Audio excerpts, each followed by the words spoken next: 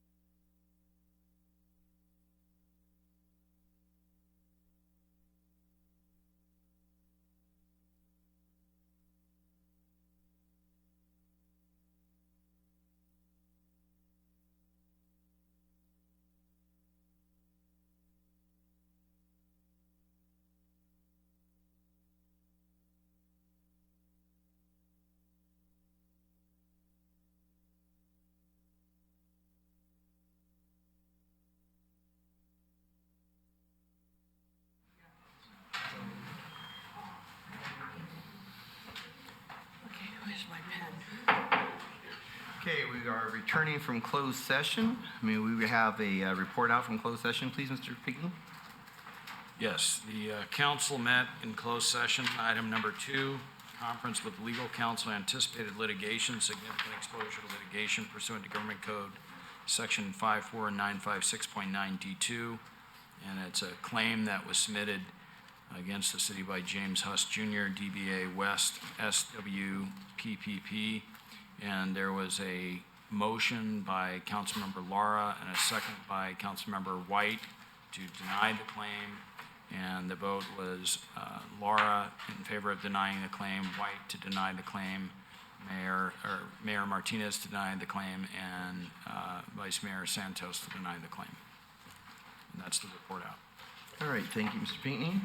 With that, we will go into regular session at 6:09 p.m. We have roll call, please. Councilmember White? Here. Councilmember Lara? Here. Councilmember Carroll? Here. Mayor Pro Tem Santos? Here. Mayor Martinez? Here, and with that, we will have City Treasurer. Could you lead us in the Pledge of Allegiance, please? Place the right hand over our heart. Again, I pledge allegiance to the flag of the United States of America and to the republic for which it stands, one nation, under God, indivisible, with liberty and justice for all.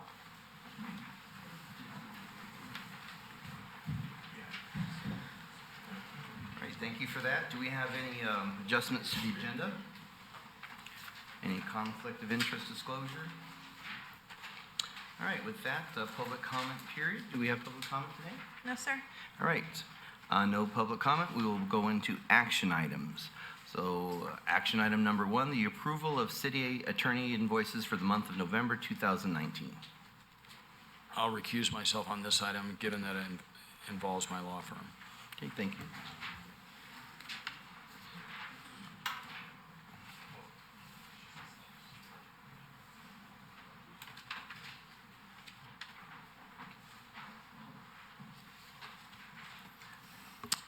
Mayor Council, this invoice for December was work conducted through the month of November. It totals $106,148.99.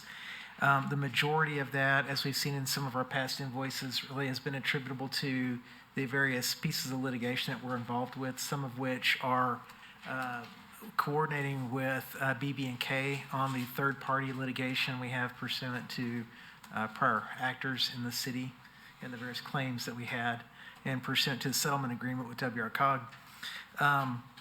Our billables to date are $597,430.28, including all costs. When you subtract out what's reimbursable back to the city, we have a total of $407,914.14 of total legal bills for the year. Out of that amount, about $146,000 of it is really attributable to standard legal costs, such as retainer, over retainer, kind of general litigation, the basic elements that we have legal fees for. So at this point, still feel like we are in good shape to stay within our legal budget for the year of $750,000.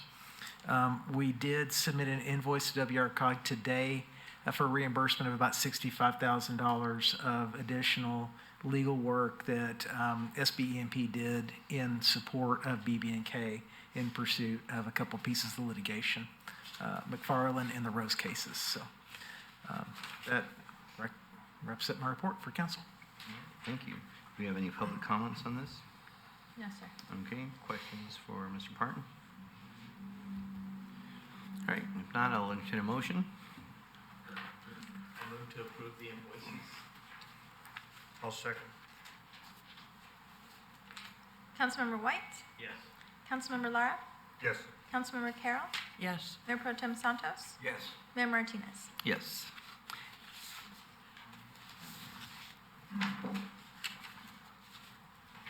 Okay, with that, as Mr. Pinckney resumes, we are on number 2, discussion of the fiscal year 2020-2021 budget.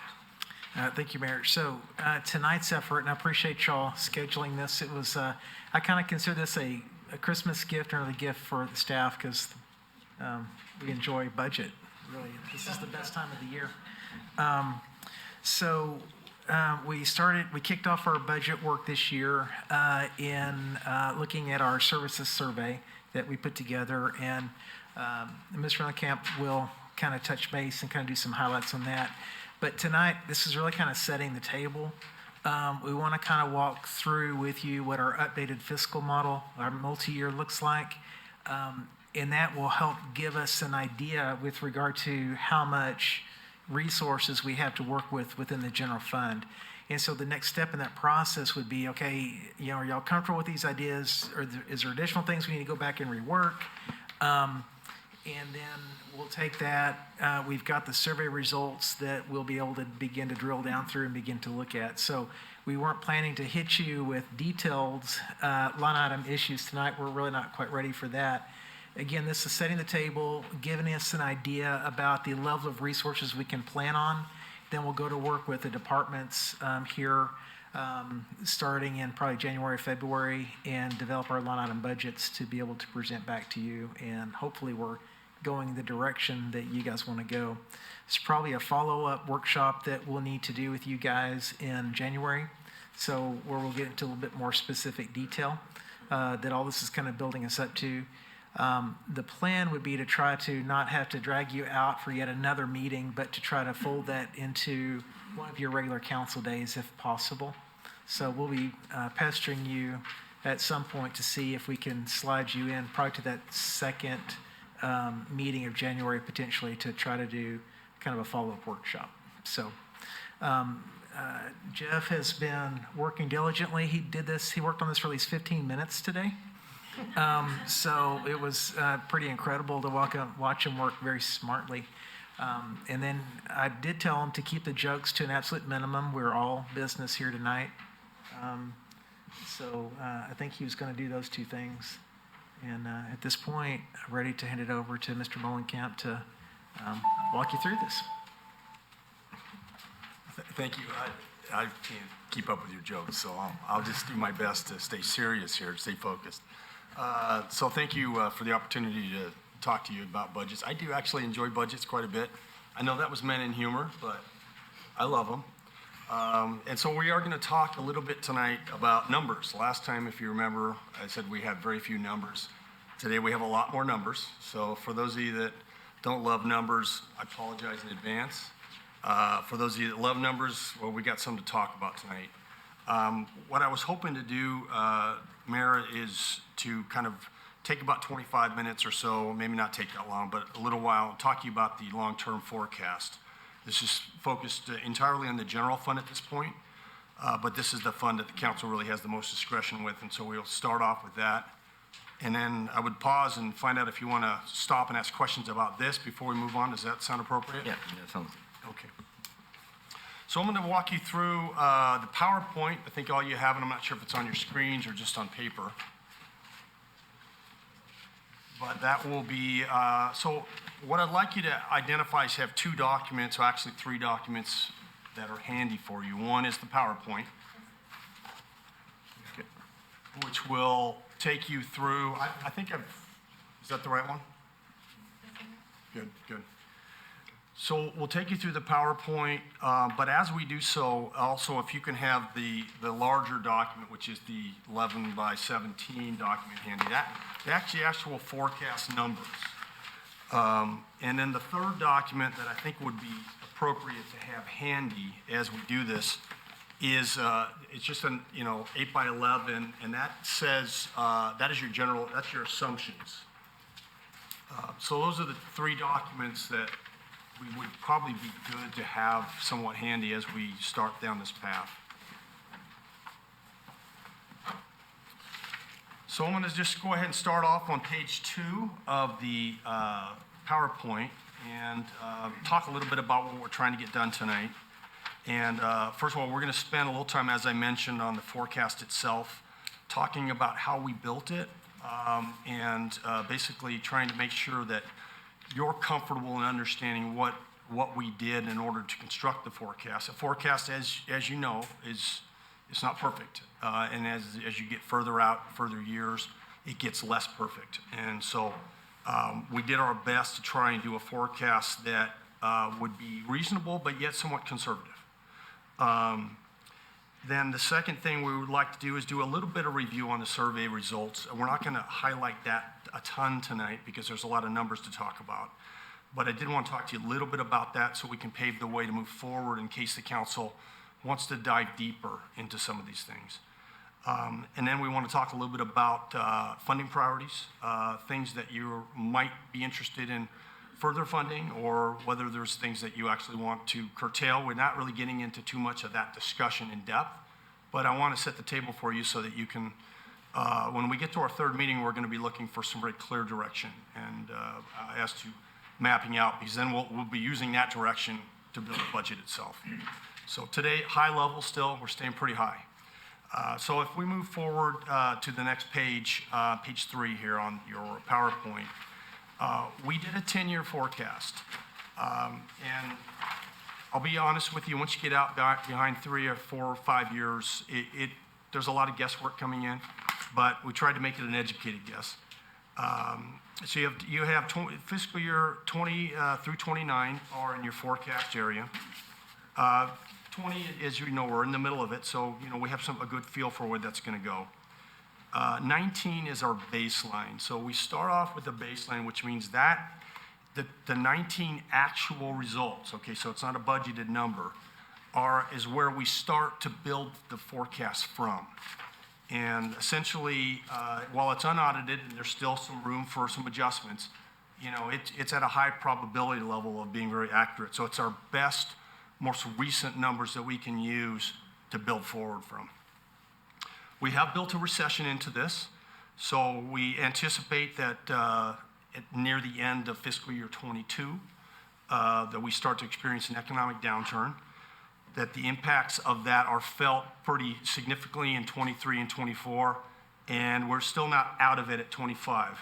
And then we've built a recovery into the model, and by the last 2 or 3 years of your forecast, you're in a fairly decent growth mode. So for our assumptions, this is the 8.5 by 11 document you have. We try to get into fairly detailed numbers. We can get as far as you want into talking about that tonight, or we can stay high level. But we did actually, I have worked in all of the assumptions right down through all of the revenues and into the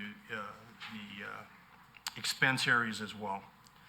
But essentially, for the most part, we tried to use CPI, so the Consumer Price Index, and then we tried to use experiential judgment. So some areas you'll see when we get into expenditures, we actually didn't stay just at the CPI. Now, CPI for us, I looked at it over 10 years.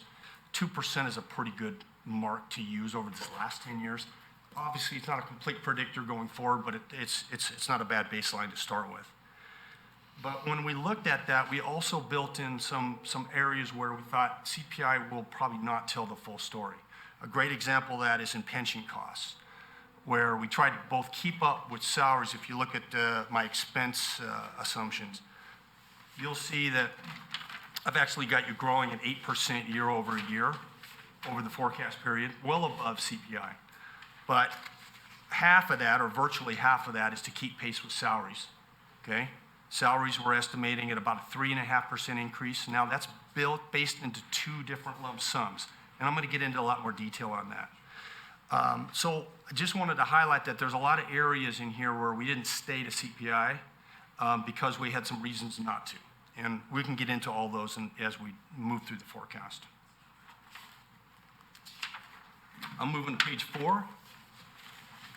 And I'm starting to get into some of the summary details, summary of this. And as you have that, you can look through your sheet and you can kind of follow along with the numbers I'm talking about. So sales and use tax, we've got growing at a reasonable level. I wouldn't say it at really high levels. You've seen some growth here that have been in the 9 to 10% range at some really good years. We have growth that's not nearly that level, but we're not really expecting it, quite honestly. Over the next few years, we're expecting the growth to moderate somewhat. And then we have the sales tax being fairly significantly impacted in the first year of the recession, in this case 23. as we come into the recession. But having sat down with the city manager, the city's fairly resilient on sales tax, or at least it was during the Great Recession. So we didn't build in a really deep and significant drop. We had you dropping and then kind of flattening out, if you will, for a year or two, and then starting to grow back out. So sales tax, the city fared pretty well in the last recession, and there's no reason to think that we wouldn't fare reasonably well in another one. Property tax, slightly different story. We are showing when you go into the recession, a year as you know, there's a bit of a delay on property tax, but we do show over a 2-year period a full 15% drop. Now that's nothing like the Great Recession where I think it was close to, was it about 35? Yeah, we had a 15% drop the first year and about 11% drop the second year. So you had, about a 30% drop or nearly a 30% drop. So we haven't gone that. We've gone about half that deep. But the housing bubble was the biggest property drops we've seen in, a long, long time. We do have a drop in development-related activity, and we basically take the other revenues and we kind of flatten them out. We do have some small reductions, but you can see all the numbers that we built it on. We didn't, other than having some development activity drop fairly significantly for a few years, we pretty much flattened things out or had some small drops in the recession. So I'm moving on to page 5. And essentially the recession itself, when we built the model, I tried to look back at about 3 or 4 other recessions that we've had over the last 30, 40 years and trying to get a feel for it. And, they vary, but the average recession is usually less than 2 years in length, and the ultimate impact of it is usually less than around 3 years. So we tried to model a recession that was not as deep as the Great Recession, but certainly more in line with those other recessions we've seen. As a result, we have your impacts on assessed valuations and property. Those results are not nearly as deep, and not nearly as deep on the severity of your impacts to development. Certainly is not as long term. So moving to page 6, we'll start getting into some of the more details, and this is both here on your PowerPoint, but I've got them all listed in your assumptions pages as well. And we'll start off with personnel costs. Personnel costs, I do have a 3.5% year over year. Now that's just flat right through, it goes right through your projection period. We didn't try and estimate any adjustments council might make in a recession to the expenditures. We know that you might. That if you went into a recession, you might take some steps to shore up the ship, if you will. But we didn't try and do that in the model. The model pretty much has expenditures do what they do through the forecast period. In this case, we've got 2% trying to track the CPI, and this would be essentially your COLA increase, if you will. And then about a 1.5%, which would tie to your step increases or merit increases. Conceptually, staff, if they're not topped out and they're performing at a reasonable level, they will get an increase in their pay over a period of time. It can be up to 5% over a given year if an employee is performing well.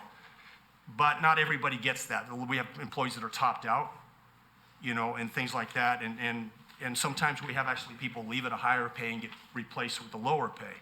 So what we've done is put in about a 1.5% rather than what could be a 5% if everybody was getting merit increases. Anyhow, your combination of those two is 3.5%. Pension contributions I mentioned a little bit earlier. And I do have an 8% increase going throughout the forecast period. 3.5% is meant to just keep pace with pay increases. And then the other part, 4.5% that makes up the balance there, is what I'm calling a kind of a placeholder, if you will, for your pension study. I have been in contact with the group doing the pension study. They're planning on coming out to talk to you in February, so we'll have to try and set that up with you. But they're in the process of looking at it. I expect they'll come back with an arc, a bell curve of some sort or another to show you in pretty good form based on what we know today what your pension obligations will likely be over the next 15 to 20 years. I do know from having worked with other cities that it's likely to go up a bit before it starts coming down. How much a bit, we'll find. What I've done here is I've put in an increase in there of 4.5% per year to try and put a placeholder in for what I think will be higher costs coming up down the road. And then you got your healthcare premiums. I looked at the last 10-year average, and it was about 54%. I simply pushed that out, 5.4% per year. I think we've seen some pretty large increases around the country, and I don't see anything that tells me that's going to moderate, quite honestly. I could be wrong, but I think it'd be prudent here to have a reasonable growth built into your forecast.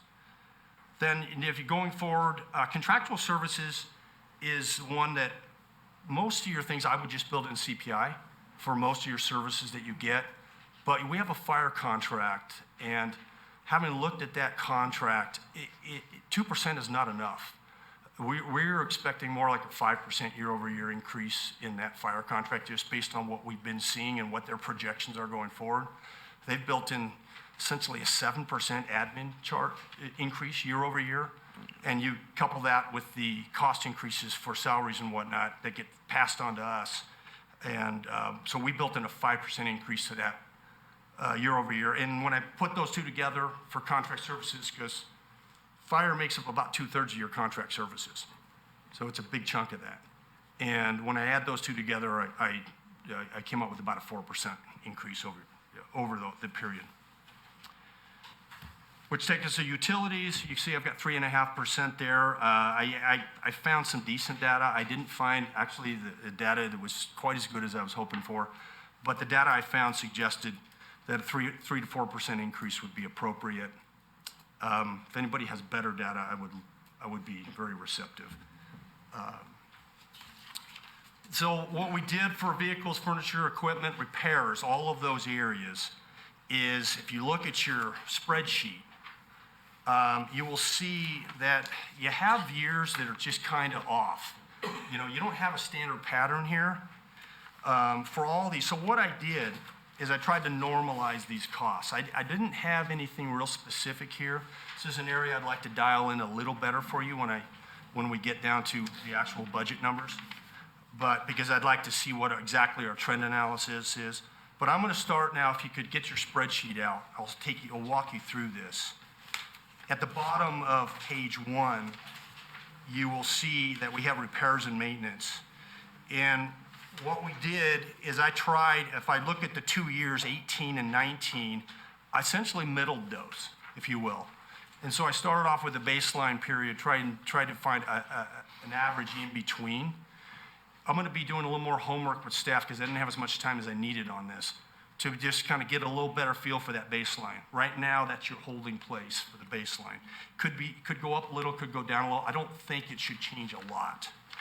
If you go to the next page, then you'll see I have similar estimates for a few different areas.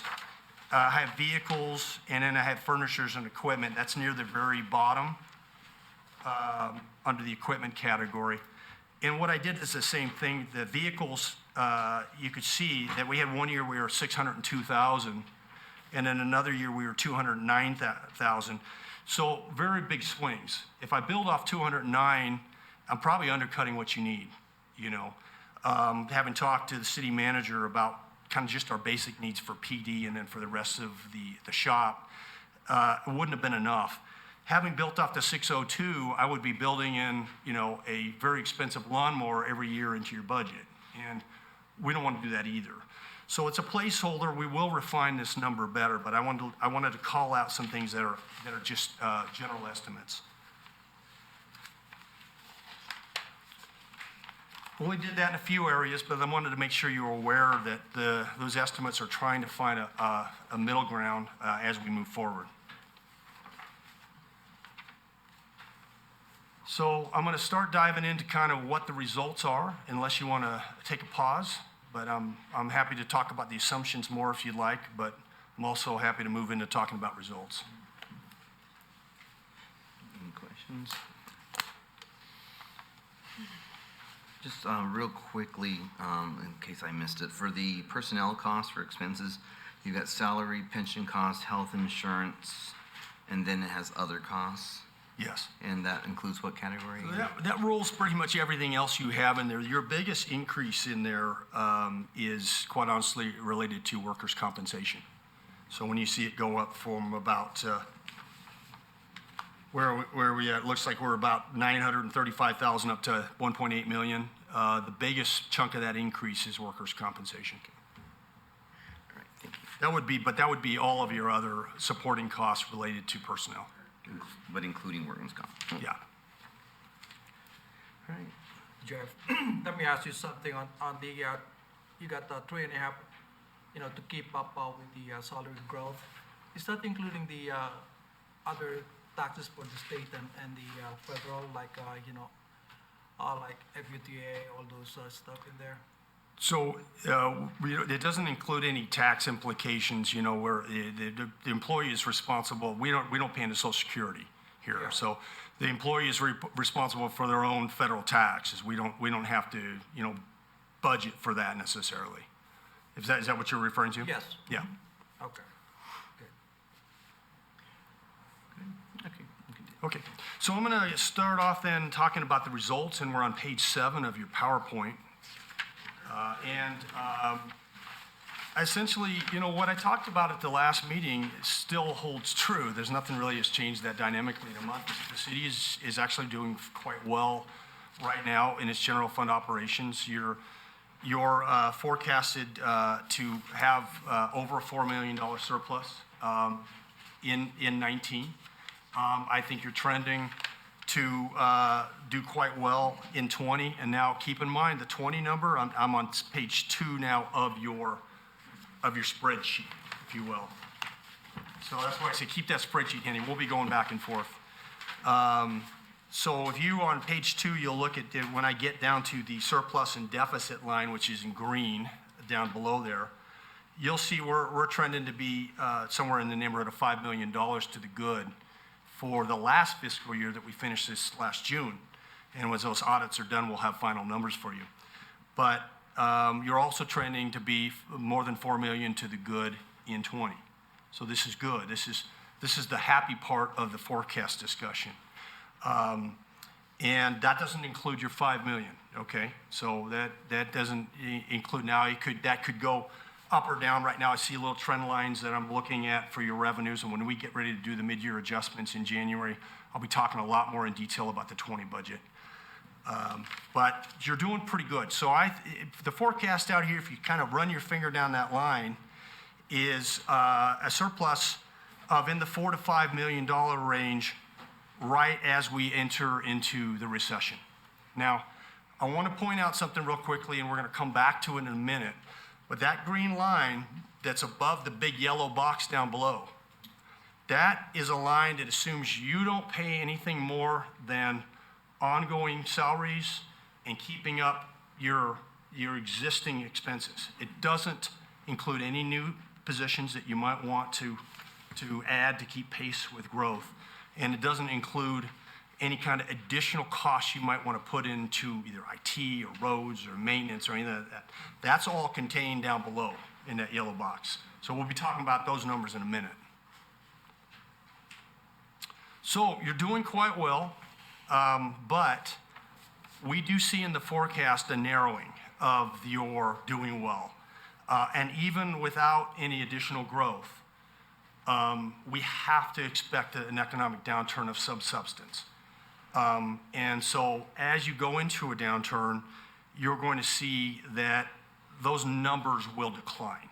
Your surpluses will decline.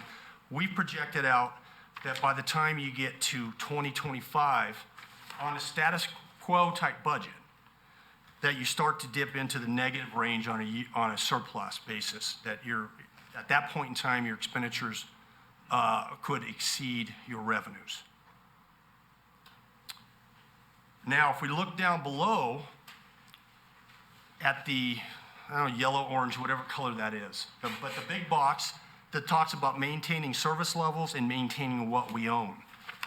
To do that would require and this is just a current estimate, but it's an estimate that's been educated through discussions with staff and with the team. In order to, if the city continues to grow anywhere near the same level it's at, and we forecasted that the growth might moderate a bit, but it's still going to continue, you need to consider that you might need to add services, add staffing to support existing services. In this case, what we've done is we've added 4 positions annually, and it contemplates that you would add 1.5 positions to the police department, another position to either street or park maintenance. Maybe you'd alternate each year, or wherever the needs were, and then 1.5 other positions across the city. So whether it would be in administration, or whether it would be in information technology, or other areas of service areas. It contemplates, and you can see going across the estimations, these are pretty broad estimates. We'd have to refine them if we actually get to the budget. Forecasts very broad in their view. Budgets will distill it down. But we've estimated about $485,000 for that first year cost, and you can see it rolls out. There's compounding there, and there's adding positions each year. By the end of the forecast period, that's somewhere north of $5 million in additional costs. Same model is used for the fire station. This is assuming that you would build it in potentially 22, and then you'd staff it in 23. As I understand it, and the city manager can speak more directly to this, we have some level of staffing, like more than half of the staffing needed for a new fire station, that is existing staffing that we could roll over into that new building. So this is 1/3 staffing. It's an estimate of about 1/3 of the staff that you would normally fund for a new fire station. And then you can see down below IT equipment and software. This is not an estimate of the gold standard, but this is an estimate of what would be needed to make meaningful progress in IT security, disaster recovery, and building a framework that is more solid and sophisticated and much closer to best practices than where we currently stand. And then you can see there's a delta that we'll be talking about in a few minutes that I talk about streets. And then also there's building and facility management. What I understand from talking to the management team and having a chance to get actually ride along, one of the staff members was able to take me out and give me a tour of all the facilities. We have some really good facilities, but we have some that are really not in such good repair. And what we don't have is a really bona fide, effective preventive maintenance program. We do a pretty good job with what we got, but we don't have a structured preventative maintenance program that is going to make sure that we're keeping our HVAC systems and all our exteriors of the buildings in the kind of situation where it's not going to cost us more to have to replace or do major maintenance down the road. So this is a preventative maintenance dollar here that I put in. It's a plug. It will quite honestly have to be tooled a little better. There's a need to actually research this one a little bit better to identify what is really needed. But I wanted to put a placeholder in here so you can see kind of what some of the needs might look like. So with that, if you look at the overall picture, and we'll be getting into more details here, you can see that in the green line above, without adding any positions, without adding any additional costs to address some of these service needs, you're looking like you're going to slip into a deficit position somewhere around fiscal year 25. And then you can see what that does over the forecast period. It doesn't get a lot worse than that, but that's 10 years without adding a body to your team. I think that's almost impossible to fathom, I'll be honest with you, if the city continues to grow. That's a hard thing that I could imagine. So I think you really have to either look at the yellow line or some semblance of the yellow line to really get a picture of where your long-term looks like. And it wouldn't be that you'd have to add everything on that yellow box, but you'd have to consider that you might have to add some of that. So city manager might have some comments. Well, and one of the things this doesn't capture yet either is an allocation we need for capital replacement either. So we've got equipment that's got to be depreciated and replaced. So this doesn't even factor those costs in here yet either. So we're talking about $4.95 million plus ups on some of these years. Those numbers could be significantly lower as we begin to do the things we need to do to take care of capital. And then again, just to kind of draw your attention back to the CFD revenue side, again, this is a function on the revenue allocation over to general fund on the basis of the existing revenues that are coming in. One of the tables that you have here is the updated population and housing forecast. And so, Jeff's gone back and looked at those revenues and kind of looked at what that revenue generation would be. But in terms of escalating that cost or that allocation over, we didn't take the max 2%, because I think one of the things we definitely talked about wanting to do is to begin to moderate on what we're doing with CFD assessments. So, there is an area in there that should council need to, you can bump those up. But we're trying to tie those down closer to an actual CPI approach and an actual budget allocation approach in terms of what we're doing with CFD. So in the past, practice has been you take them in, you sweep them over, you're collecting at the max with the max increase. So we're looking at options to try to do those differently and to control how much those are going to go up. So yeah, that was one of the items on your revenue side. If you go back to the first page of this spreadsheet, you'll see that we have a line near the bottom of the revenues that talks about CFD transfer, and that was the city manager was referring to is that you can see there's a pretty good trajectory of growth. What we've done is we've taken that at the 2% CPI essentially. A lot of your CFDs are built around 2%. We have some that go as high as 5%. We did not build that into your forecast. So you've got your CPI or your 2% growth that's built into a lot of your CFDs. And then what we did is we built in the housing numbers that Todd's worked on quite a bit, and we built that into your forecast. So that does grow with your housing component, just so you know. And Jeff, correct me if I'm wrong, but if you look to year 2029, the differential there is about $1 million. If you were to escalate to the max on that levy versus what this model shows is about $1 million delta when you get to the very far year. Yeah, that's correct. It'd be somewhere between 800 and $1 million at the end of your forecast if you were to assess at the full 5% on all your safety CFDs, the public safety CFDs that are coming in that have a 5% escalator. So question. That's a good question. Why did the deficits track differently from the yellow to the green on the surplus deficit line? So what happens is I'm taking you to the first page here for a second. The green line on the first page is your total revenues going across. That's the same for, your forecasted revenues under the recession model. If you go down the second page, then you'll see your total expenditures is in that first green line. So that green line there that shows the surplus deficit is basically that revenue minus that expenditure. And what happens is when we add in the other expenses, my expenditures, if you look at now the yellow box, total uses, including new costs, Right. that's your new expense line. So I'm taking my revenue minus that number. So it's a much bigger expense item.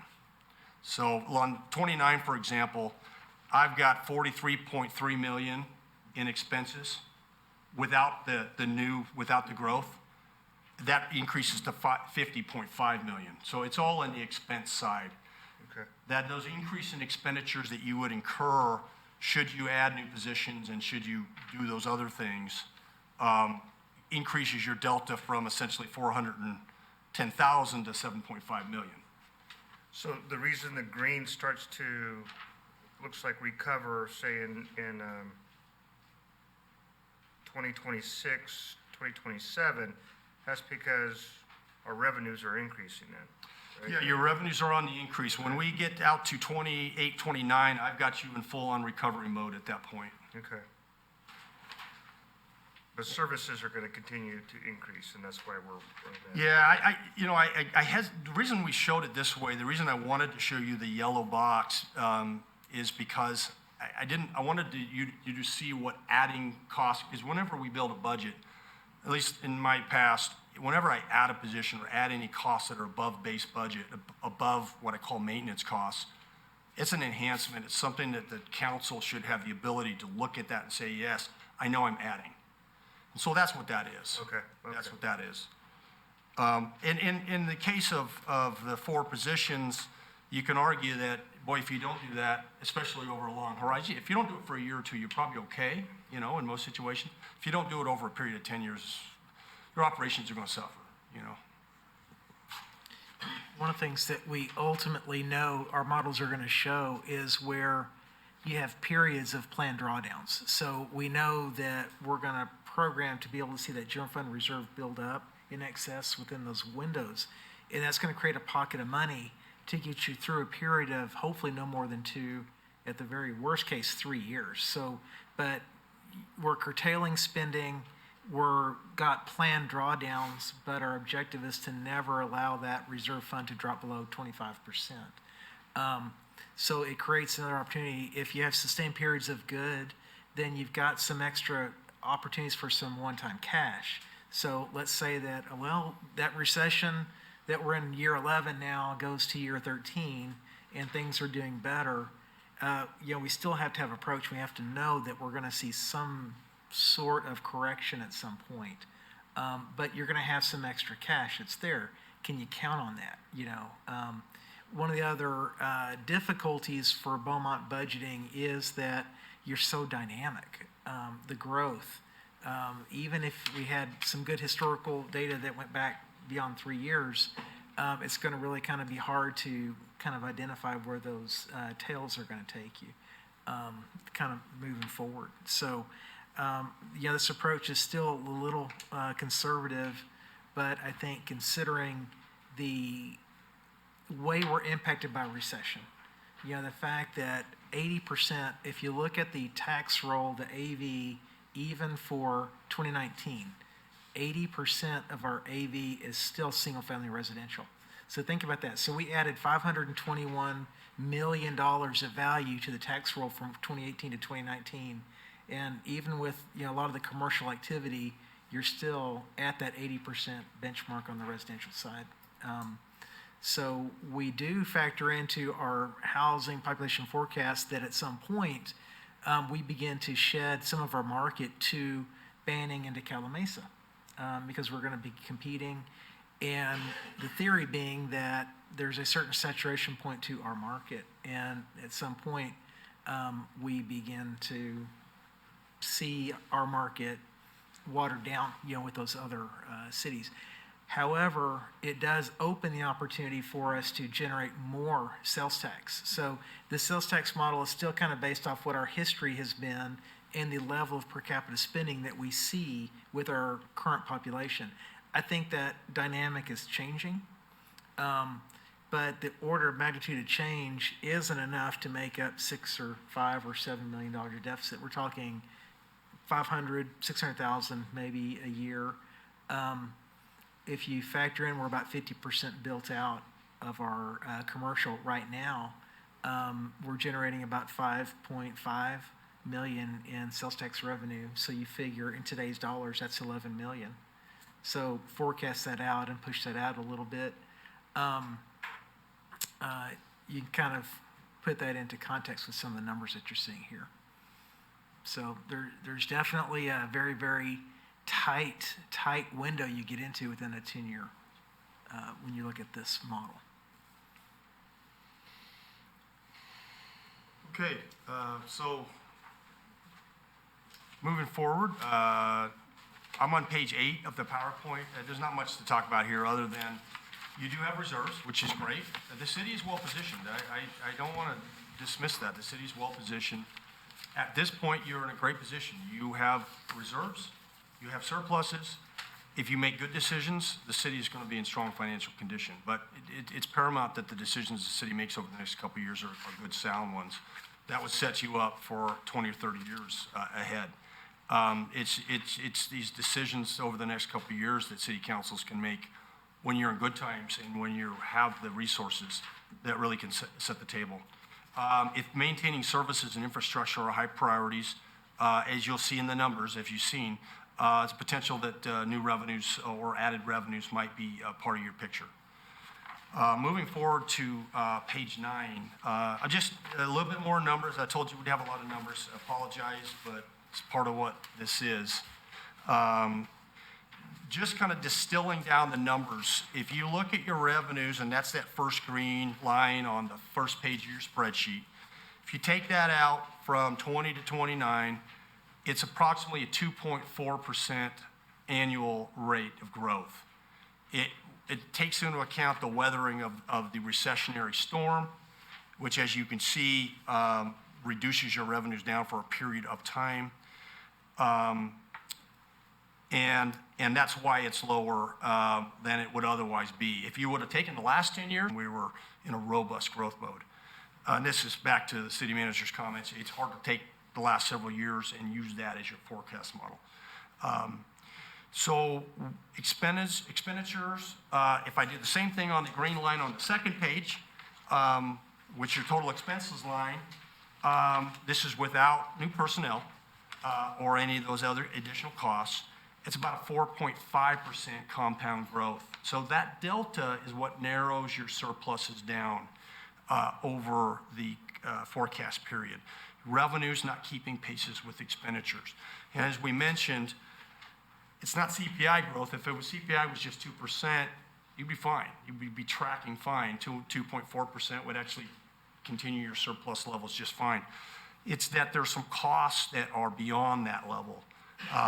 Pension costs, contract services such as fire, things of that nature that drive that level of that expenditure a little bit higher. It's not that you can't control it. You have options. It's just that there's a number of factors that are not easily controllable. And so I put that as your baseline number to look at. Moving forward to 10, this is just a graph. Not the best graphs because they don't really show a lot, but what it does show is that on this is your sources is in the blue line. I'm on page 10 now. And your uses, which you can see tracked pretty linearly. I don't have any big spikes or anything in there by design. But you can see at some point in time, and this is without even growth, okay, without keeping up with service levels, you can see that you start to lose your surplus and then you have a slight deficit. If I move to page 11, you have the same graph, but now we've added in the growth expenditures. So that red line that hovers around the top, basically what it does is it adds those expenditures, and that's back to Councilman Lara's question, is it just adds that extra level of expenditures. So you have a graph that shows that if you try and keep pace with growth and deal with your infrastructure, again, not a full-on dealing with it, but certainly maintenance of what we have available, then you have a delta. I'm moving to page 12, but at this point, Mr. Mayor, I'd like to pause and see if you want to dig more into the numbers, because I'll be starting to talk about services and things after that. Any questions on the numbers? Yeah. All right, go ahead. So, in the first, so 2019, it would be nice to have another line under the surplus deficit to show what percent those reserves are. So a question sort of on strategy and forecasting going forward. It looks like 19, 20, and 21 is a 12%, 12.7, 13.4% reserves. And I know there's an ideal number of reserves to hit, but if we are looking at 23 through 25 of being difficult and then us being in the hole after that, would it make sense to sort of hold our reserves at 10% going through these years that we know we're going to do well in, and use that extra to start attacking some of the stuff in the yellow, so that we're being more proactive in some of the stuff that you're talking about? In other words, if you have a little more money to spend now, you know it's going to get tougher going forward. You find a way to sort of get ahead of and be proactive on some of the maintenance and repairs, the IT investments, things like that. Yeah, and I think this model really is getting at that, because this is already eating into that cash to a certain level. To me, when I look at this and you get 2025 and beyond, what you see is that the pace of the cost is going to far outstrip the ability of the city fiscally to catch up to that. And so my concern is if you begin to draw that down, because we already know we're ending this fiscal year we talked about that $14 million range, of which $9 million roughly is what you need to be today to get your 25%. So you had that extra $5 million already. We talked about some specific capital needs for roadway, for a fire station, potentially some things like that. So that $9 million and then adding about 4% a year is what you would need to that over time. So, arguably at 25%, you're going to need, by the time you get to year 2029, to be in the $13 to $14 million range, let's say, potentially, on your reserves. So I ran the numbers out by hand, and looking at utilizing the balance of the reserve that you're throwing off in the early years, with the growth that you have projected in here, even modifying where you're at, you're going to basically be in a negative position on where you want to be on your fund balance, probably by 2024, 2025, depending on which kind of scenario that you look at. So your reserves will be gone, in this scenario. So that's going to be the challenge that we have. And that's my concern about beginning to identify utilizing a ton of those revenues right now, because I know right now, the way this picture looks, you're just not going to generate enough revenue in the back years to catch back up. David, so explain to me, using 2019 as an example, the 4.9 million surplus, how does that relate to your reserves? So, I don't see a budget. Am I missing a line item for reserves? yeah, I don't have that on here. So no, and that's something we can add. We'll certainly add it to the model. I've made a note of that because I think it's a great addition. So I think earlier in the last meeting we talked about that I guess the ideal level of reserve, you can always say it could be as high as you want to go, but we said that we thought if our city, the size of Beaumont was about 25% would be a good number to keep in reserve and to plan on that. It's essentially being a rainy day fund, if you will. That's when you start hitting the really difficult times, when you want to have that funds available to help you weather those storms. So right now you were sitting on we're expecting you're going to be around 14 million when we get the audit done for fiscal year 19. So this is going to be, in February we're going to bring you the audit, and it'll be a really good time shortly thereafter to be talking about how you want to deal with one-time funds. You can do it before that because you already have the 10 million that was already in the books, and I'm telling you that it's going to be close to 14 million. I would think it would be prudent to make those decisions once you get that audit done. That way the numbers are solid. But at that point in time, if you assume, as the city manager stated, that that you want to keep $9 to $9.5 million as a rainy day fund, it will give you that money. And if you look at 20, you're looking to add somewhere north of 5 million, and that doesn't include your franchise fee. So I would expect that's going to be north of 7 million that you're going to add, when that comes out. To Councilman's point, I think there's two things to look at. One is what you can spend money on. To me, the most prudent thing to do if you're looking long term, would be to say, what can I do that sets me up best for the long term? And there are things that are out there that you can use one-time resources to do when it gets time to talk about that.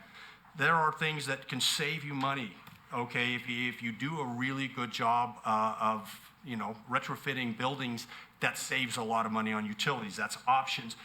If you can pencil out the returns, if it makes sense.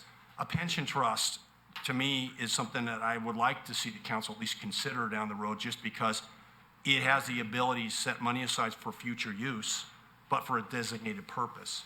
and it could help you weather a future storm. And you'll be able to see that when they come out and talk to you. And there's a number of other ways. If you're way behind on preventative maintenance and you don't spend the money now, guess what? Your bills are going to be higher later, or your building's going to fall apart. And so, the same thing applies to roadways. We have staff here that probably can speak to that much better than I can. But I think there are options for one-time spends that do a good job of moving you forward down the road, of reducing future costs. Those are the types of things I would look at. So I guess what I'm trying to understand is, so you're saying right now we have about 14 million, we'll say, in reserves. And at the end of whatever year, 2019 or 2020, we're going to add 4.5 in surplus. And that 4.5 adding to the 14 million is going to put us way above the 25% reserves. So I'm not suggesting we go below what our reserves are. I'm just suggesting that we don't have as much surplus at the end of the year by spending it more on maintenance and pension buy-downs and things like that. Yeah, and to put it long-term into perspective, so by 2029, if that 50,534,000 budget is correct, your 15%, so you need to maintain the general fund and the utility fund a minimum of 15%. For S&P, that's going to be their standard. So I'm sorry, what numbers are you talking about? Look at 2029. In the yellow? Yeah, so at the yellow box, if you consider you add all these costs in, your budgetary number, your expenditure is 50,534,702, right? So 15% of that would be about 7.6 million. 25% is 12.6 million. So the challenge that you're going to have is all the negatives that occur in your budget. So right now, what looks like $19 or $21 million is going to be great, but if this fiscal model holds true and the fact that your cost is rising at 4.5% and your revenues are only running at 2.4%, then we're quickly burning through that reserve. And the strategy we've had is to try to utilize a portion of that reserve between that 15 to 25% to kind of weather those downward cycles, since we're so responsive to recessionary. And then it builds back up, over time, is the idea. So, one of the things that I think will be a good tool will be looking at that expenditure target. We present that last year. We show here's what the projection is over our planning horizon or forecast horizon. Here is what you have available from year to year that may be in excess or reduction. Here's how much that you would target to spend to keep your reserves at an appropriate level. And then at a certain point, that throws off certain one-time capital that you can put into extra projects that you've deferred. So kind of looking at strategically where those dollars kind of come to play. But because I think you're 100%, I know you're 100% right in that if we've developed that excess pot of cash, there's so much deferred stuff that's here that we've talked about park needs, street needs, public safety needs. There's just so many things that are out there that we got to tackle. So, but it will be that balance between, as you suggested, making sure that we're not kind of diving deep into that because those dollars won't last us too terribly long, I don't think. Okay.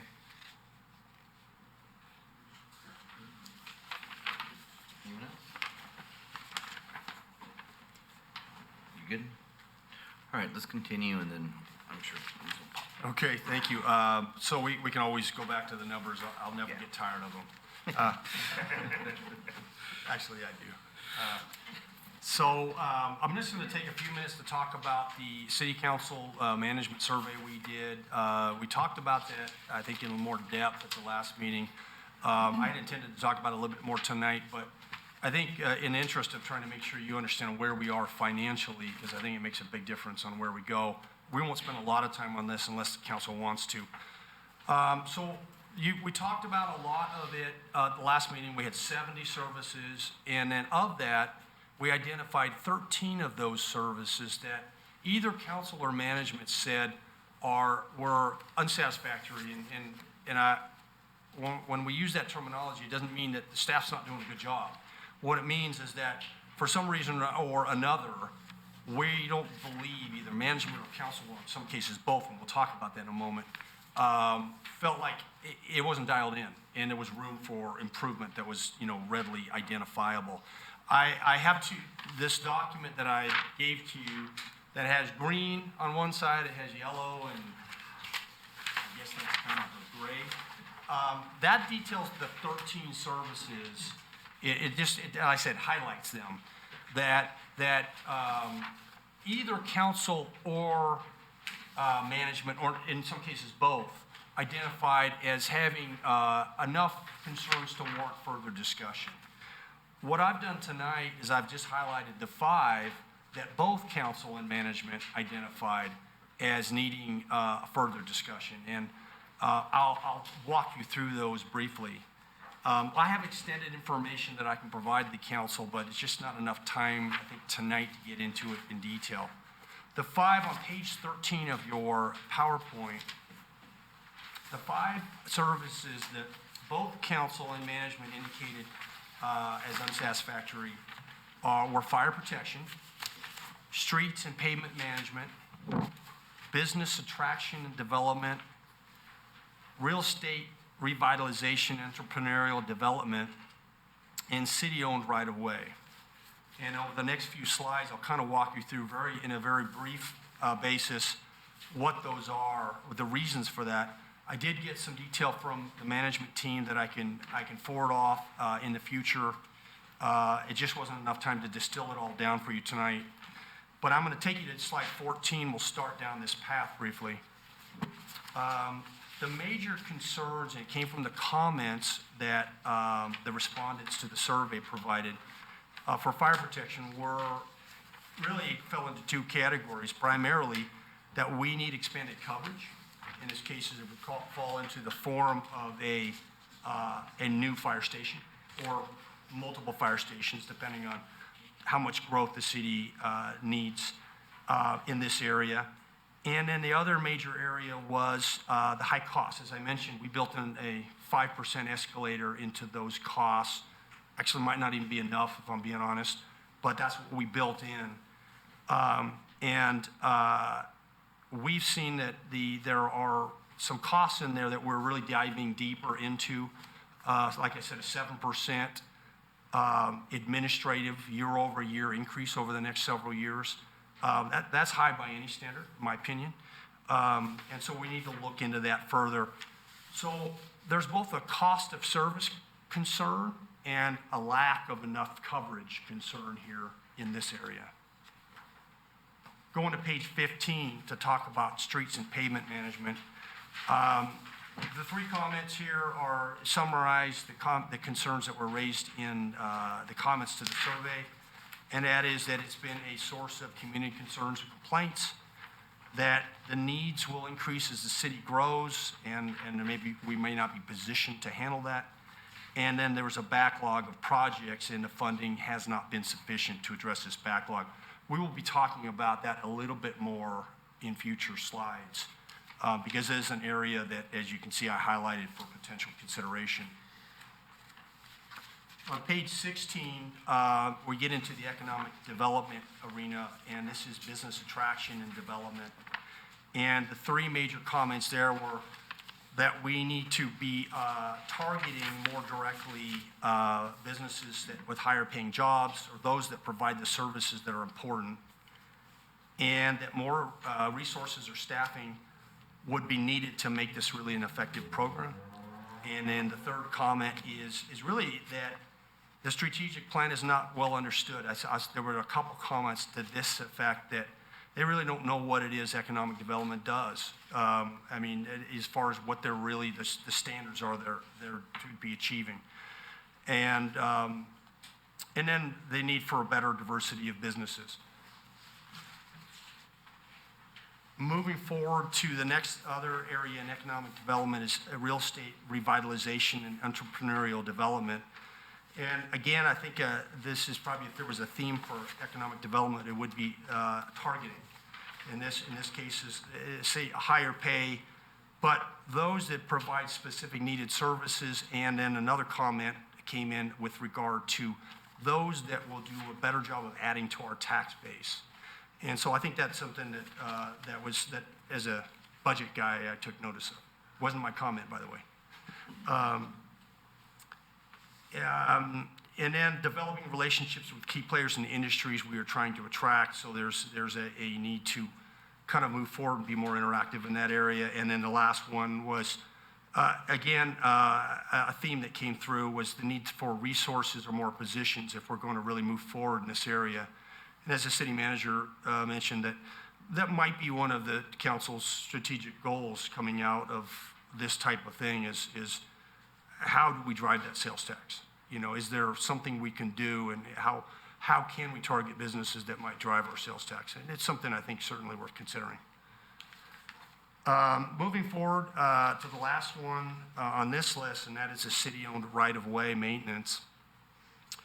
And the major items here were that consistent effort is needed in this area and to target areas where lack of maintenance could cause dangerous situations. There was at least a couple comments about that.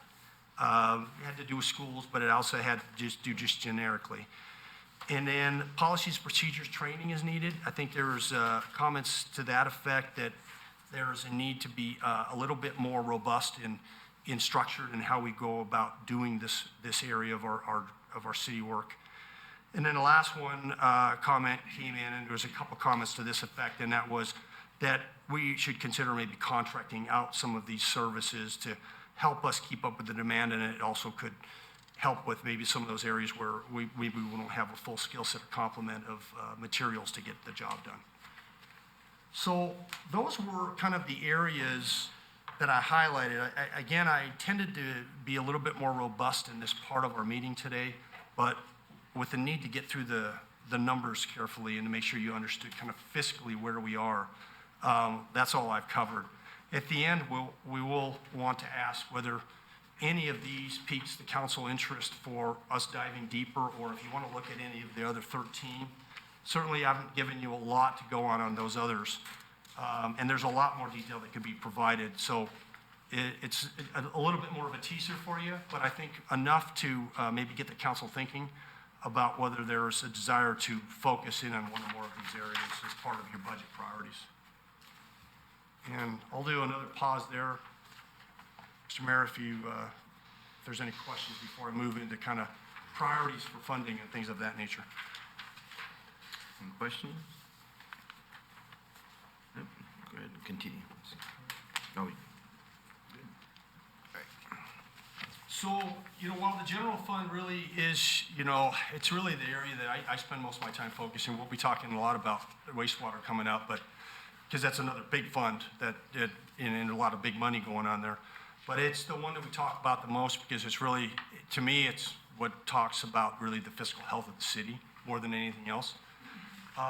You have really, and Councilmember White had it nailed down. You have two different things going on here. You have one-time funding decisions that are going to be coming before the council, and decent amount of money to talk about. And then you have ongoing funding decisions, and that is your budgeting decisions. The biggest way I distinguish between those are one-time funds are funds that are available at the end of a given period. They essentially what I call drop to the bottom line.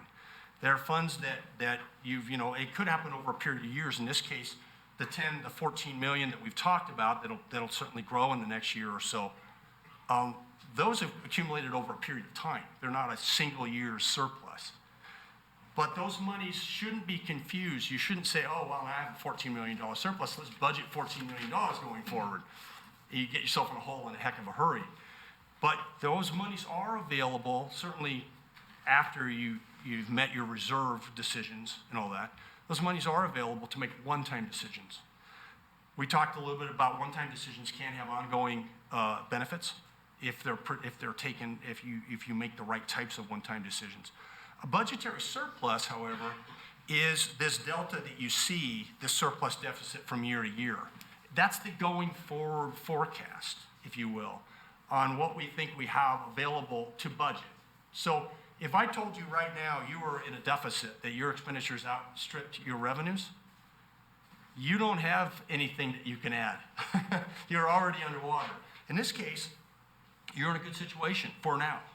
You have revenues that exceed your expenditures, at least, and that's forecasted over the next few years to do so. So that's your budgetary room to move.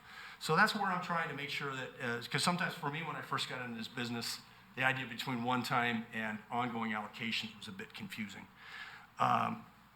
So one of the things that we can talk about, and I think it is a talk for maybe January, February, whenever the time is how your one-time decisions can really influence your ongoing decisions, you know. And that's where I find, as a budget guy, as a numbers guy, that's where I get excited. So I'm going to move you forward on to talking about some of the areas that would be available for either one-time or ongoing budget allocations, and they deal with some of the areas, some of the services as well that were deemed to need some work. So on page 20, we're looking at your streets and pavement allocations. And you guys had a workshop back in August, so you went through all this in detail. I'm not going to spend more than one slide on it. But your index was at 71, which overall is in a good range. But I think a quarter or a little more than a quarter of your roads were lower than the good range. And there's a backlog that I think was nearly $30 million or in that range of work that needs to be done on the streets. So to maintain the streets at our current levels, there is an estimation that's been made, and I think it's been brought before the council on more than one occasion, that we need $2 to $2.5 million annually above and beyond what we staff in our current, in our current staffing levels. So this would be additional maintenance dollars. The good news is that we have some money that has been coming in. We have money from Measure A, we have money from SB1, and we've been bringing in some monies from external sources to meet a good part of that $2.3 million. The negative is that we still have a delta. I put in 600,000 because it's the difference between 2.3 and 1.7, as you can see in those last two bullets. But also to the point, Measure A also will, as it currently sits, will start to tail off in future years. And while that average over the next 5 years is 600,000, unless there's something else that replaces Measure A, and I think we're looking at Measure A Part 2 might not be as advantageous to the city, there's a potential that drops out further.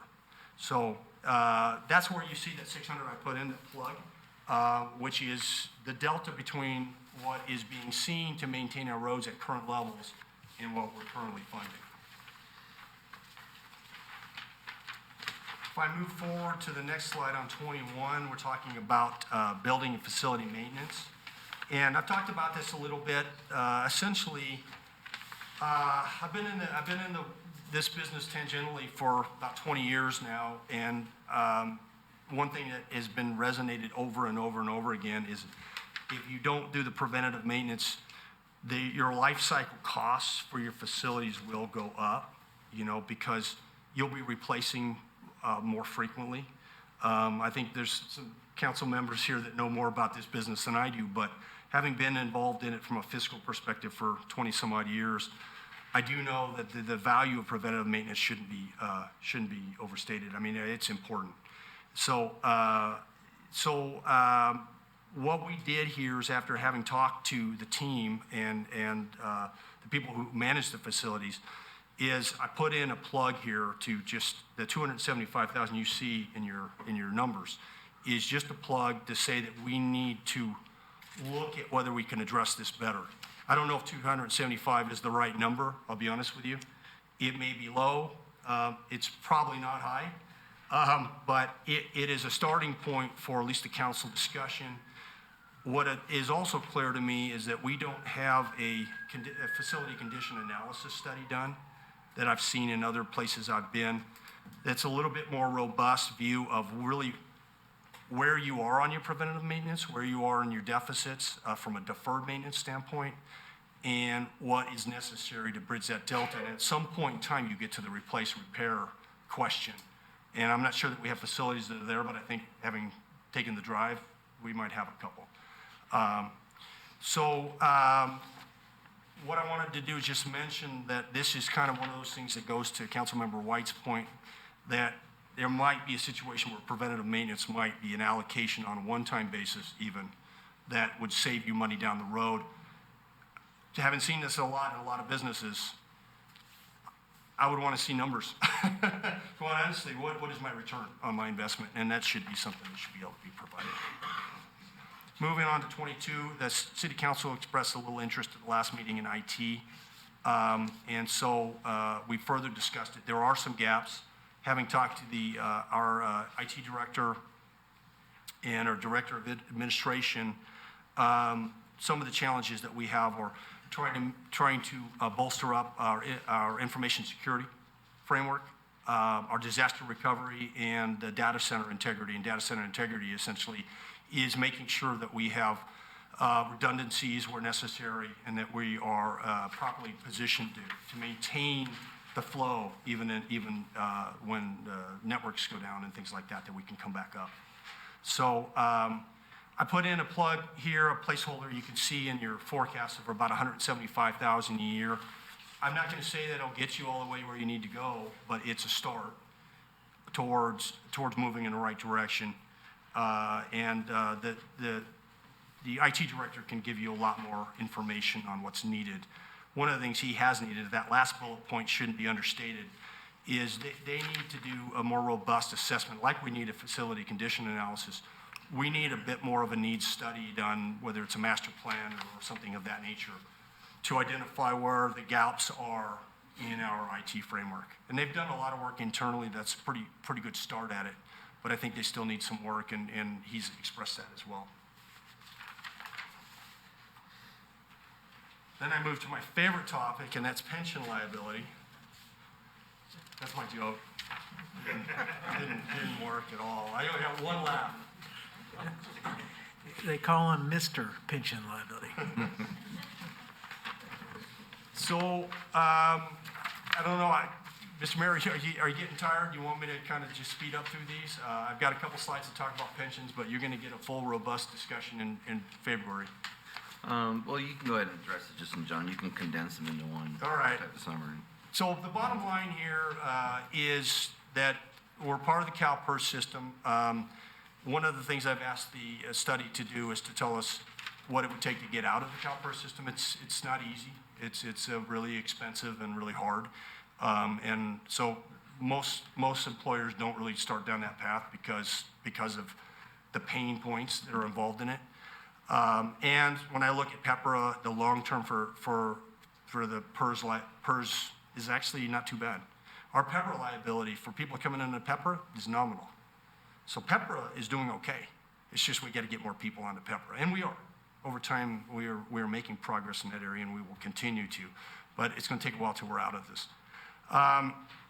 Biggest thing with PERS is there's two pieces of it. We have contributions that we put in, and that's members and the employer. And right now, the members are paying their full share. We've finally gotten to that piece. And an employer's paying. And then the other side is what PERS gets in their investment returns. And if either one of those are low, a liability gets created, and that's exactly what's happened with us. And for the most part, they have either understated what they need for us to contribute, but more likely, they have not earned what they're supposed to earn. And you can look at the numbers and say they were supposed to hit 6.5, 7. They used to be 7.5, 8. I expect that to come down again.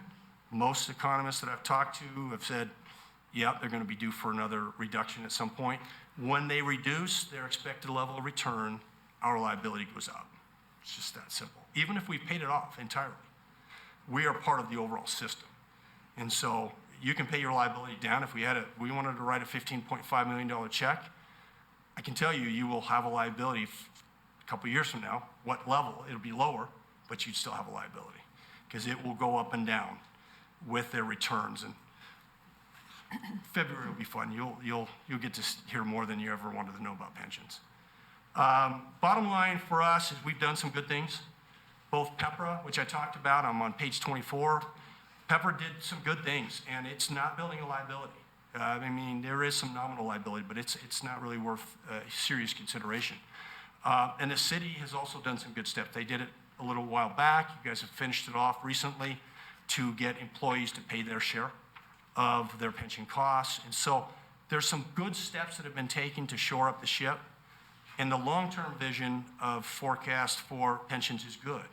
It's just you got 6 to 10 years before it gets good. And I can't give you that prognostication. I put a placeholder in here for in your numbers. You'll get a lot better detail. Bottom line is that I believe that this is something that the reason I buried it, when I say buried it, the reason I put it into your numbers, and I didn't call it out separately in your yellow, is because I don't think you have much choice but to fund your pensions. And so that's why I put it as an ongoing cost, and I didn't call it out separately as more of a council decision. Because if you don't pay it, there's a lot of ramifications. Moving forward, page 26. I'll be honest with you, I put this in here and now I want to retract it. You do have a self-insurance plan and you do have a risk of significant years, as you've seen. We had a pretty big year in 19. That was the big reason for those increases. Having said that, city manager and I looked at it, and we do have a reserve fund already in place for this. It's a decision made by the council back in 17, I believe. So that's not an issue I think you have to be really concerned about at this point in time. I was not aware of that when I came to you last month, so that's my bad. That leads us forward to talking about options, and really, I've been cutting budgets for longer than I ever want to admit, but there's always ways, when I've gone through the process, there's always ways to look at trimming costs and being more efficient with what we do. And I think that should always be prudent for management to do that. So before we start talking about new revenues, you also have to talk about what it is we can do cheaper and better. And so I think it's prudent for us to always look at where our efficiencies are and maybe where they're not. And so, and I don't think you should start that when you're in bad times. You should start that now. As much as we're asking council to make prudent decisions on funding and consider the long term, we obviously management need to do the same. So that's your point here about making sure that we're looking at our own house first. But as we go forward, the deficits, when we go forward, and I'm moving forward, I'm trying to get you through here a little bit quicker.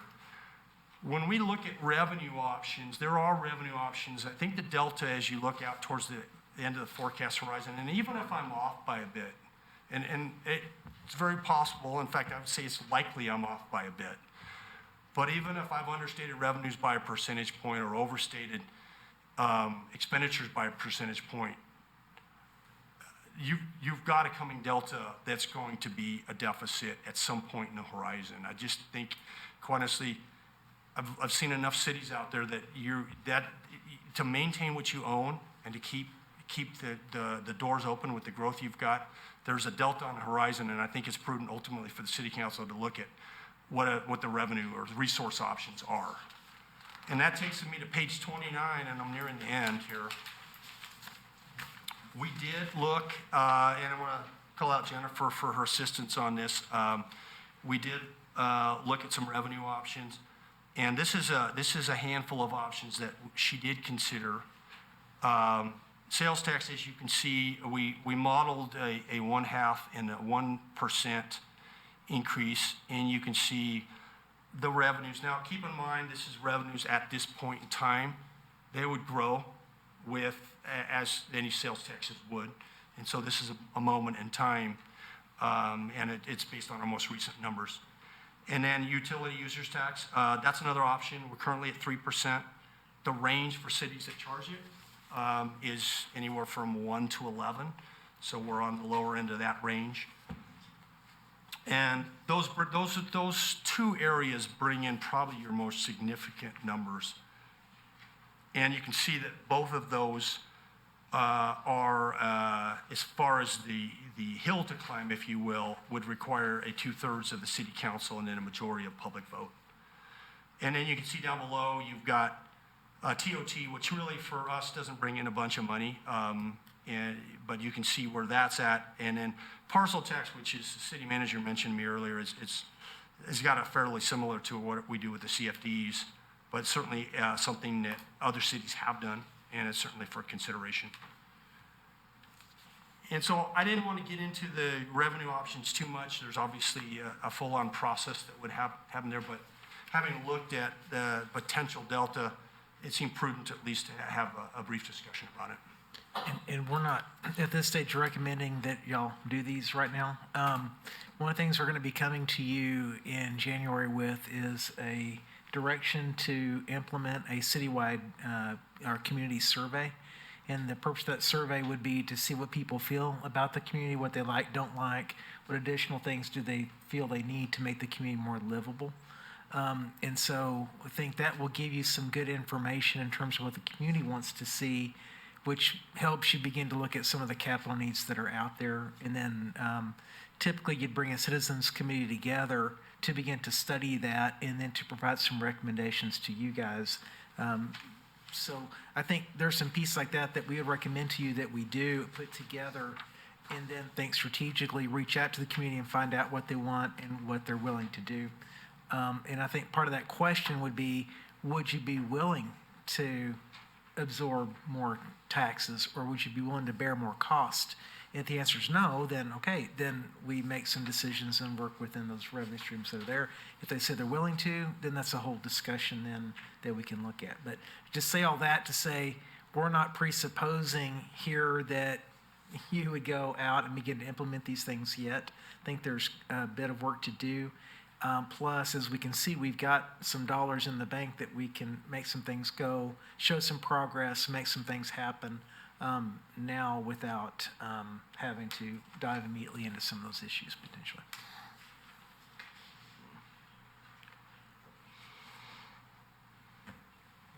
Question? Yes. So is there, when you look at additional revenue sources, or there's additional ways to generate revenue, is there like a deadline that we need to start looking at so that, you know, we make a decision and we start to get those revenues coming in sooner rather than later? Because, you know, looking in the yellow section, you get to a point where you're never going to catch up.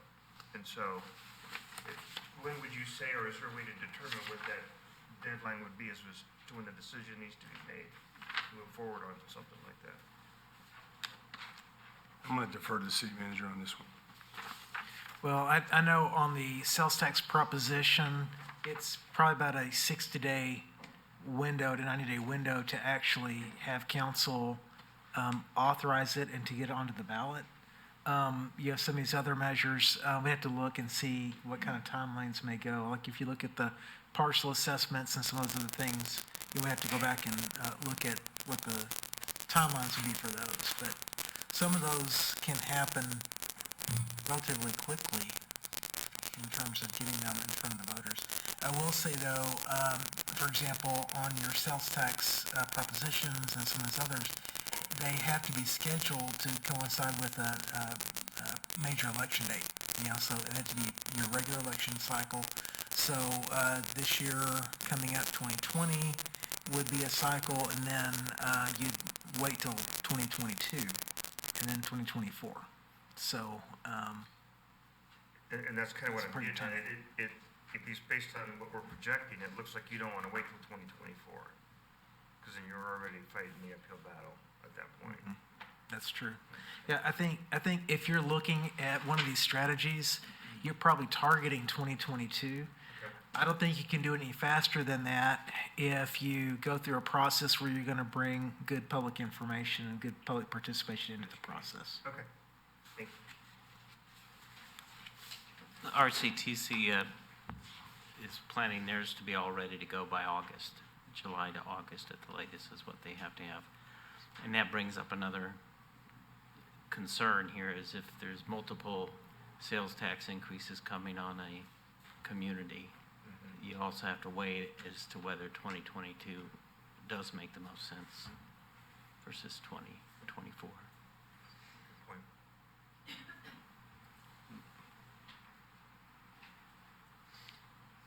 You really brought it down, so thanks for that. Merry Christmas. Yeah, we start off really good. I would just finish my comments by saying that I echo that what I said last meeting, and I say again here, that the city is in great position. You've got a good reserves, you've got good surpluses now and forecasted for the next year or two if the economy holds. So I think you're positioned well to make good decisions to solidify the financial future. So I mean, I feel pleased to be here. I've been in a lot worse situations than this by far. So this is great. We do have the last slide. It's just my needs slide, if you will, and that is.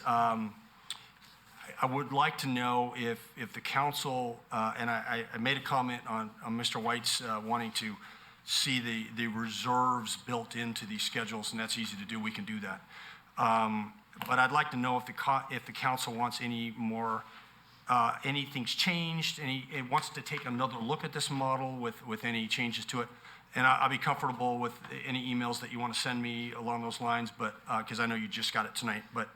But if there is any direction tonight that you want to give me, I'd be happy to see if I can work it into the forecast modeling. And then we will be looking for clear direction at the next meeting on whether you want to see us build in any either, whether you're considering either one-time or ongoing budget allocations into other areas. And we'll be looking for the next meeting to whether you want to consider service, maintenance of service, including positions, things of that nature. So those are things that we're going to be looking for. I don't know that I really need any specific guidance tonight necessarily. If you want to give any, that's wonderful. But I just kind of want to set the table that the next meeting is kind of I've got to now cut until the budget meeting.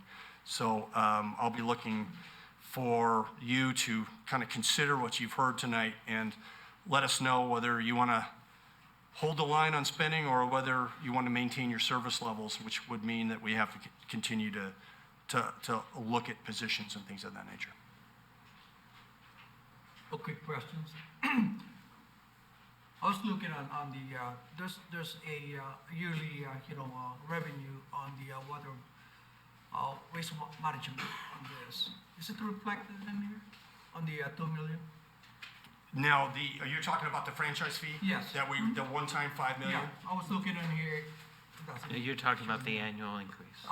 No, the annual. The annual is built in here. So if you look on page 1 of your spreadsheet, you can see there's two different things here. One is you see charges for services. If you run your finger down to where you see charges for services, that's the old model. Those are the revenues that we used to collect in on solid waste. Okay. Now you drop up a little bit and you go to fiscal year 20 and you'll see solid waste franchise fee. Yeah, That's what replaced, we had expenditures and revenues, and what we've done is we've replaced it with the franchise fee that comes in, starts to escalate in fiscal year 2025. Yeah. Is that what you're referring to? Yes. Okay, good. Mayor, I had another question. Go ahead. So somewhere in the PowerPoint, you talked about contracting versus in-house. And we've made the move over the last 3-4 years to really move what we could in-house. So before we start considering other revenue generating features, I'd like to get a really close look at areas that you think may benefit by going one way or the other. So if we were to move a department from in-house to contractual or the other way, if we can find some savings there. Mayor, I have a question. Okay, good. Would it be worth it to show maybe below the yellow section what a half-cent and 1 cent sales tax does to the numbers that you're showing your projections? Is that something that'd be beneficial to see? Or we can certainly build that into your model. What I probably would do is I might build it up into your revenues, but yeah, we'll definitely build that into the model. Okay, just have an idea of what we're looking at. You'd like to see both of those reflected, and so I'll probably end up with kind of two models, if you will. Yeah, that's fine, just, it could be separate. And how about on the CFD transfer? Can you maximize the range? I mean, put the range in from minimum to maximum? Mayor, I'm glad you brought that up. Can you again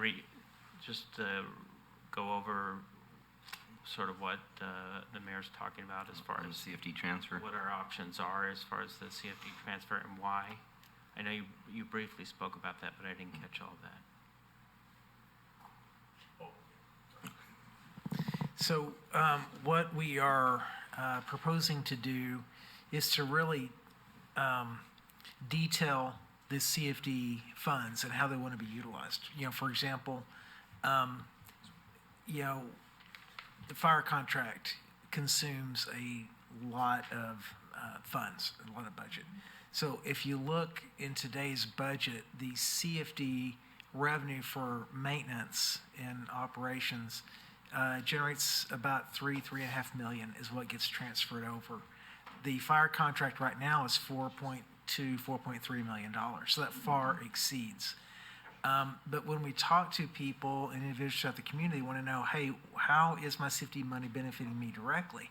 And I think looking at that and targeting those dollars towards public safety purposes, police, and then maybe some other quality of life elements that serve everybody equally throughout the community is a critical component. And Jeff and I have talked a lot about some ways to look at that and how to quantify that and do that fairly across the community. That's one element. The other element that we have is when we created some of the newer CFDs, we created the Public Safety Services CFD, and that can go to police and fire. Now, the other maintenance and operation dollars can go to police and fire as well. So the CPI, the escalators for the maintenance and operation is 2% or CPI, you know, kind of whichever is greater. The public safety one is 5% or CPI, whichever is greater. So what we looked at is holding these to that 2%, which kind of follows the CPI, and not trying to max or not try to push those dollars up higher. And so we think there's a delta in that area potentially that continues to grow. And one other implication on the assessments is, you know, once we begin to chip away or to reduce that amount of that assessment, if we go another year to try to escalate those, you're going to be capped. Because, you know, by law, you can't increase those assessments more than, I want to say it was 10% or so from a year to a given year. So you're going to have a cap. So if we depress those numbers, but I kind of look at this like we did in Texas. Texas, we set our own tax rates.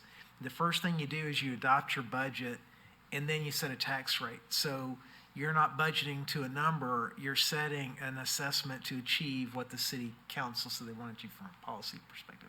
So I kind of look at this in a similar vein. So I think targeting where those dollars are going to go, how do they get applied, and then when we begin to look at the cost increases into those factors, like we see what CAL FIRE's cost impact or contract is going to look like. We finish, you know, year-to-year budget and we do MOUs and contract negotiations. We can now look at what the cost of public safety is going to be. Then we can tie that directly back into what the assessments need to be. But that percentage, once it's escalated, stays at that new escalated percentage, correct? So if it goes from 2.5 to 3.5. Well, you can opt to reduce that.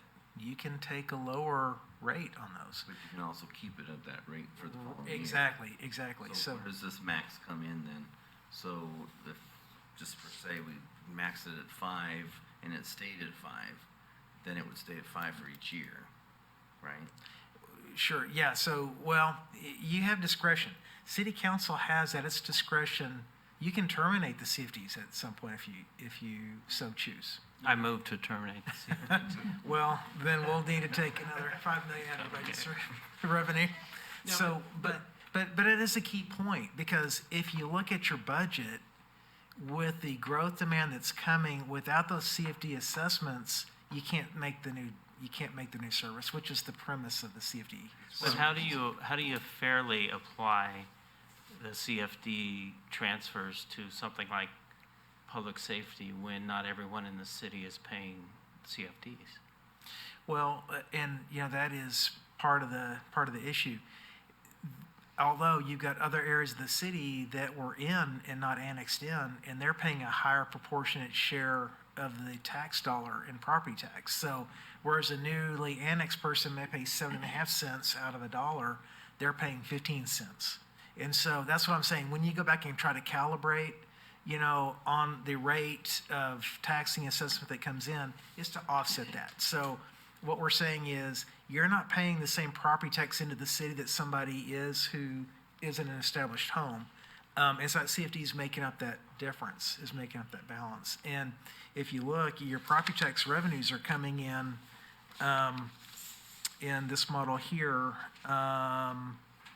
So if you look at 2022, your property tax is coming in at $6.4 million.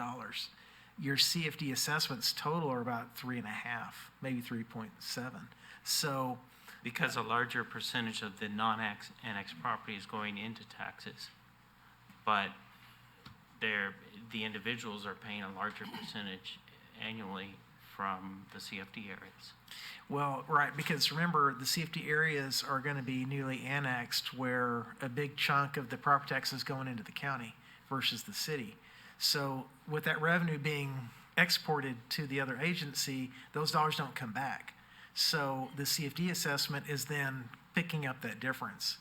And the other issue that you get into is with the Prop 13. So your CFD assessments stay flat versus your property tax assessments, which will fluctuate potentially based on your market conditions. But if you throw out CFDs, the property tax assessments are equal across the city. Maybe the actual revenue that's coming in is different. There won't be equal because the city's broken up into different tax zones or tax areas, and the areas that have been in the city, originally in the city, before Prop 8 came into effect, those areas are actually taxed at a higher rate. They contribute a higher rate than areas that are more newly annexed into the city. So there's not an exact ratio of property tax collections. Then when you get to Prop 13, see what happens with Prop 13 is a property may be bought in the belly of a recession and you buy it at 40% of what the market value was when somebody bought it new. So you have a discrepancy there with regard to the amount of taxes that are being paid even with similar properties within the same taxing district. So so that's kind of the... Well, and I don't wish to continue debating on the CFD. My only intention was as if we're looking at different revenue sources and we're considering possible sales tax that we look at. We can definitely model it. What we would do is, in that model, we would show a 5% escalator for the ones that have the 5% capability and new CFDs being created, because in the model, you've got some new being created. That's the model. We would have that at the 5%. So that would be your max. Ms. Carroll? Yeah. One of the things that was brought up, which I think you took note of, Jeff, was that you're going to put down a calculation where if, as the council member suggested, if there's a change in the sales tax, you're going to play that out so we can see it. I would like to, one of the other things that we've talked about now for a long period of time is if there are any changes with the agreement with the county on how the taxes are shared. So if you get to, I'm going to put this hypothetically, if you got to the sales tax increase that the council member brought up was 2.5 million, what percentage of a change in our tax agreement with the county would need to sort of match that? That would give us sort of an apples to apples type of answer.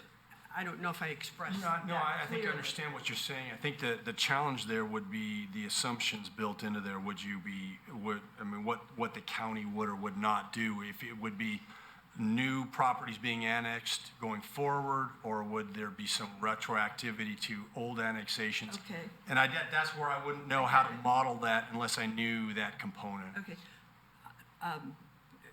Good point. I don't know how to really model if we added more businesses and didn't increase in sales tax, how that would exactly play out either. We're kind of doing a little bit of subjective swapping when we do that kind of a figure too. So, but I would like to know if we're talking about, as the council member brought up, a potential increase on that sales tax, I would like to know the agreement changes that we've been sort of pushing around for a period of time here. If we change the property sharing agreement with the county, just at what small percentage will give us the same type of variable, so that we kind of know a more strategic direction, this way, you know, adding more taxes versus negotiating a more aggressively a sharing agreement with the county. So let me restate that, just so I make sure I understand it. Please So- restate it. So, Thank you. so if I understand what you're looking for is some modeling of if we're able to renegotiate with the county on the properties that have been annexed or will be annexed, what level of change that would be necessary for us to achieve a similar revenue to the sales tax? Yes, with, of course, you're gonna have to be a little bit liberal on how you come up with that. Right. Just like you sort of have to be a little bit with the sales tax. We'll not look knowing at what we our can do base in is. modeling that. I haven't looked at that, so I don't Okay. know how difficult that is, but I'll be happy to look at it. Well, that would at least, in terms of pressure of which direction we wanted to go in, give me a little bit more knowledge. The other thing is, if there's a change in the future about taxing a commercial base, letting them out of the Prop 13 loophole, that where they don't have to get an increase if they work it a certain way on commercial properties. I don't know if that's going to play out any difference for us much at all, but it would be nice if you know any details on that, if you'd share that with us. It's not a given that it's going to go, but everybody's feeling like it's going to go to the ballot and that there may be a change with that. So that would certainly affect us at some point in time if that did happen. So I'd appreciate that. So you're looking in that case, so some assessment of what that might be in the future impact for us? Okay.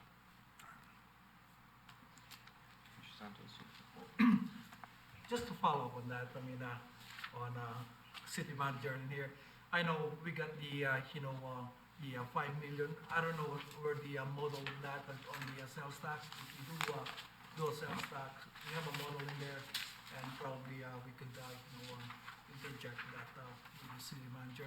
And we came out with the 5 million on a yearly basis income on that. So we can look at like a half cent and a full cent. Is that what you would like us to look at? Look at those two scenarios. What about the TOT?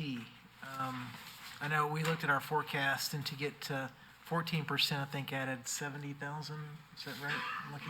Okay, so it's not a big number, but is that, 14 is like 140. I'm sorry, yeah, thank you.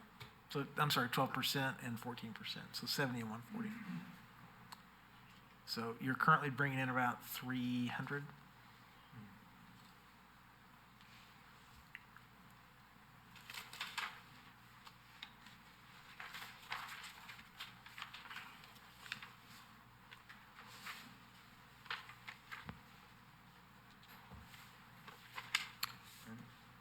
Anybody else? Good? Good? All right, any other direction you need? So, no, I mean, I think just as I had mentioned, I would ask the council to consider and be ready at the next meeting to talk about a little bit more detail about the assumptions, whether you want to make any changes, because we'll be using the assumptions that we build into our forecast to some degree, to build the next budget, at least that first year's assumptions. And then whether there's going to be a desire to make any ongoing allocations in any of the areas we've talked about or other areas. Certainly taken some notes on some things to report back to you. And then the last thing I need from my standpoint is I think we will need a third meeting to do this. And I think that will give us the building blocks to move forward and build a budget for you.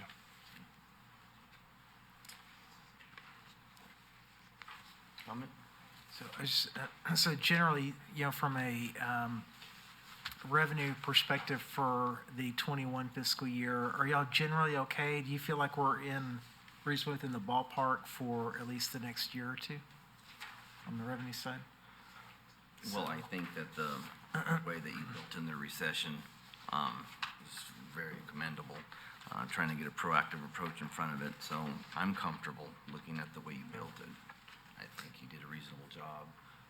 As we see the numbers get more specific, then we'll Sure. Anybody have Do you any? have budgets that you've done from 2 years ago so we can see how well you're doing on your projecting forecast? I do. I sure do. He'll give you a graph. He'll give you a graph.